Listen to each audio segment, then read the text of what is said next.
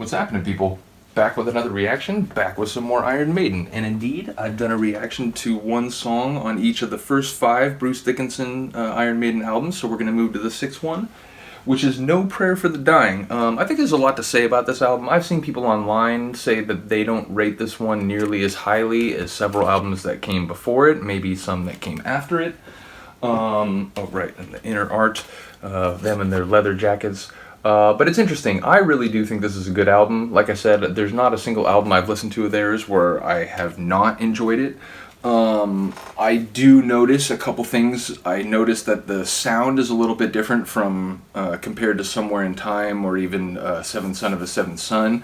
It has a bit more of like a gritty sound, which I think partially is on a lot of songs Dickinson sings with a little more rasp rather than like that full kind of operatic sound that you hear in some of the more famous like songs like Hallowed Be Thy Name. But again, I like that. I also notice people talking about online that the lyrics in this album are a bit more like social commentary, political commentary, and not so much based on like history or poetry and literature and world religions and so on. I do notice that, but to me, I'm a longtime punk guy, so the idea of a withering social critique as part of a song, to me, is very much up my alley. It's very much, in line with a lot of other bands I listen to, so I don't mind the lyrical content of this album at all, even if I do acknowledge the difference between this and, say, The Rime of the Ancient Mariner or Hallowed Be Thy Name. But yeah, I really do enjoy it. I remember reading somewhere that it was recorded in a barn. I don't know, I think it was maybe like one of Steve Harris's properties, but they wanted to have like a more like organic or like on the street, I think is a phrase that one of them had used, sound. I remember reading after the fact that Bruce felt they sort of like swung and missed with that. They're like, yeah, I think he said something like, yeah, we didn't get that right. I was into it too, so I'm as much to blame as anybody, but ultimately I think it just compromised the sound of the record and it wasn't as good as it could have been. I think it's also worthy of note that this is the album where Adrian Smith left the band, I think for about a decade before coming back. I think part of it was that he didn't like the change in sort of musical style. It was, again, going away from the use of like keyboards that we had heard in Somewhere in Time, and again, more toward this sort of like stripped down kind of approach. He was replaced by Yannick Gers. There are 3 lead guitarists in the band now, which is to say Smith has come back, but Gers is still there. Murray has pretty much always been there, I think. I think there was a very brief period at the very beginning of the band when Murray left, but now he's been back and has been in it as long as anyone, I feel like. Nevertheless, it is worthy of note that, that when Gers came in, I think he had worked with Bruce on like some of Bruce's solo stuff before this, so I think that's where he came from. Anyway, we're going to listen to a tune called Holy Smoke, which is sort of a critique. I think it's written by Steve Harris, like a lot of good Iron Maiden songs, fair to say.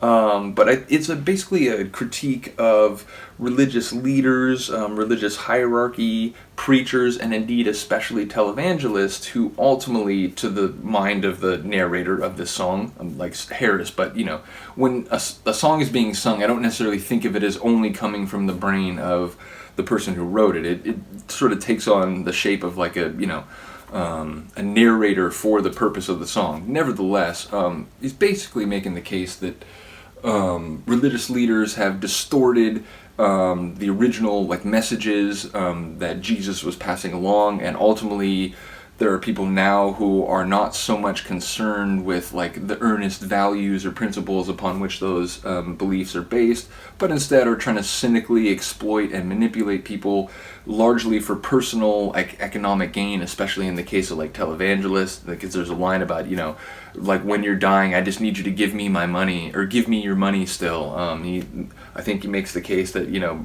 pastors who are all about like people, congregants sending them money, that they're basically like flies around shit or like bees around honey, which is interesting because I remember reading somewhere that this is one of the few Iron Maiden songs that actually has profanity. Most of their songs, even if they're intense and hard and whatever, they actually don't have swearing, so I thought that was interesting.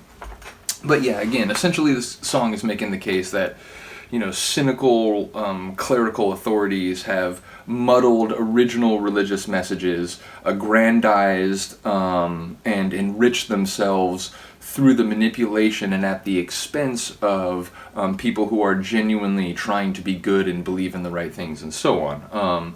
So yeah, ultimately that's where I think Harris is going with this this song. Let me know if you disagree. As I mentioned, I haven't been listening to Iron Maiden nearly as long as many other bands, like the punk bands that I listen to, but I do think the content in this one is pretty straightforward. But again, let me know if you have a different opinion, or let me know if you, sort of take this a different way. Nevertheless, let's get to it. This is Holy Smoke from the 1990 Iron Maiden album, No Prayer for the Dying. It is as soon as I get to the... yeah. Okay.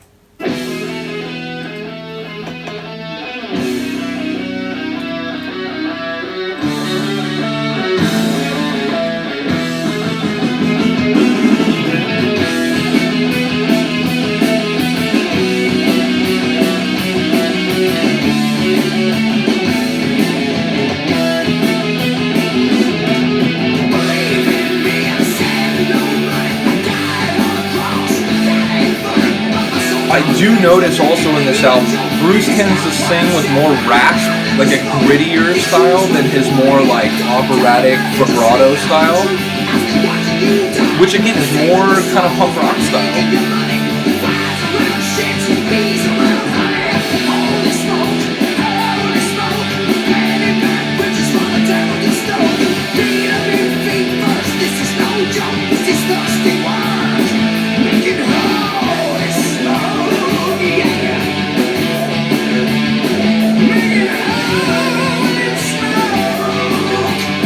So still some of that, but...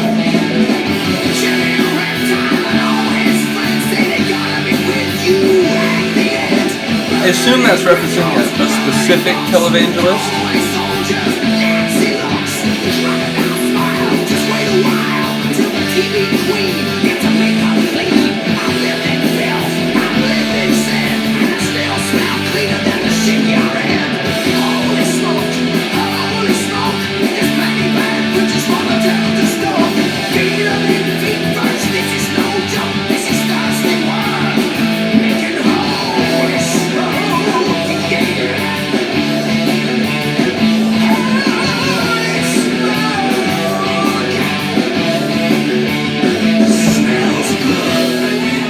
Get it, Bruce.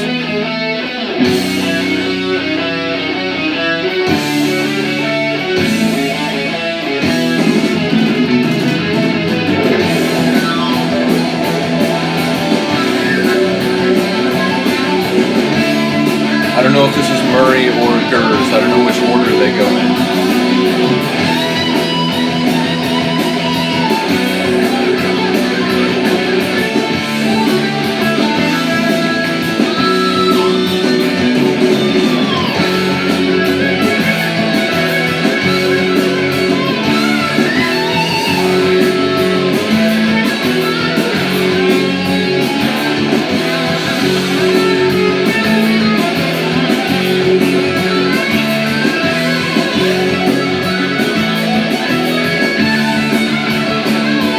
Honestly, like,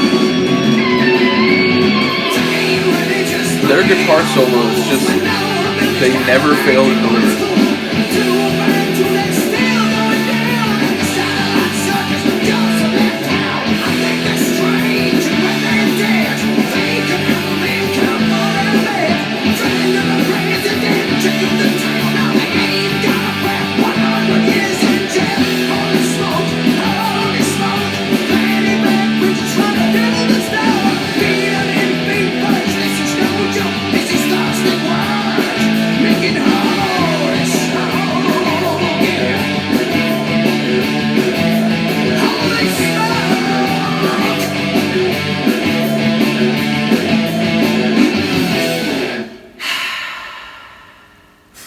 As he breathes smoke out.